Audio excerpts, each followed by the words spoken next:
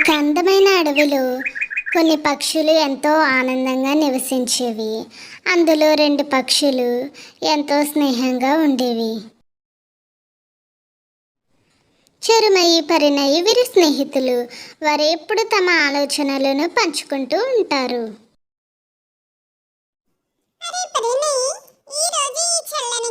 ఎంత అద్భుతంగా ఉన్నాయి.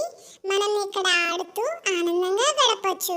ఏమో ఈ చల్లని గాలి పైన మా పాటలు ఎంతో ఆనందంగా అనిపిస్తాయి. అందరూ ఎంజాయ్ చేస్తారు. చిరుమయ్యి, నీ పాటలు నాకు చాలా ఇష్టం. కానీ ఈ అడవిలో వేట పక్షిగా నేను తగినంత శక్తి ఉన్నాను.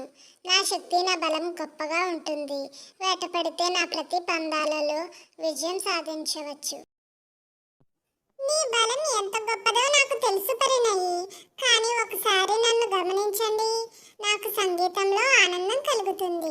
నా పాటల ద్వారా నేను ప్రకృతిని, అందమైన గహనాలను, ప్రతి జంతువుల జీవితాన్ని అనుభవిస్తాను. సంగీతం మాత్రం నిజంగా గొప్పదే.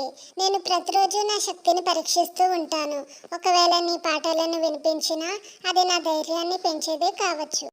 నేను నీకు పాటలు పాడిస్తాను. ఒకసారి నా పాట విన్నట్లయితే నీ శక్తిని మరింత ప్రేరేపించగలుగుతాను. ఒకరోజు అడవిలో పెద్ద తుఫాను మొదలయ్యింది. తుఫాను వల్ల చెట్లు కూలి ప్రాణాలు కూడా నిలవలేనంత కష్టం మొదలయ్యింది. ఇంత తుఫాను? చిరుమయ్యి, ఈ తుఫాను వల్ల నువ్వు ప్రమాదంలో పడిపోయావు. నేను వచ్చి నీకు సహాయం చేస్తాను. చాలా ధన్యవాదాలు పరిణయి. నువ్వు నా ప్రాణాన్ని రక్షించగలుగుతావు. కానీ నీ శక్తి ఎక్కువగా కావడంతో ఎప్పుడూ ప్రయత్నిస్తావు. మన మధ్య సహాయం లేదనుకుంటే మనం ముందుకు వెళ్ళలేము. ఇప్పుడు నువ్వు నా సహాయం తీసుకో. శక్తితో కాకపోతే మనం ఒకరినొకరు పరిగణించాలి. నేను ఎప్పుడూ నీ బలాన్ని గమనించాను, కానీ ఈసారి నీ సహాయం వల్లే నేను కాపాడుకుంటాను. నువ్వు నా నిజమైన నేస్తానివి. ఇప్పుడు నువ్వు మరింత సురక్షితంగా ఉంటావు. నీ పాటలు పాడుతుంటే అందరూ మరింత సుఖంగా ఉంటారు. తుఫాను ఆగిపోయింది. అడవిలోని ఇతర జంతువులు, పక్షులు చెట్లు తిరిగి సుఖంగా ఉండేందుకు ప్రయత్నించాయి. కానీ ఈ రెండు పక్షుల జీవితం ఈ ఘటన తర్వాత మరింత బలపడింది.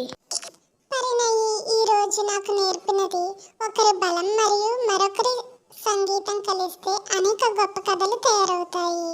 మనం సహాయపడడం వల్ల ప్రపంచం మరింత అందంగా ఉంటుంది అని అనుకుంటున్నాను.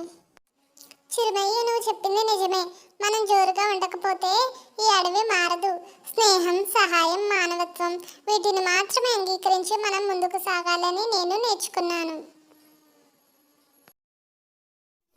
ఇప్పుడు నాకు తెలిసింది, పచ్చదనం, ప్రకృతి, సౌందర్యం మరియు స్నేహం ఇవే నిజమైన అద్భుతాలు.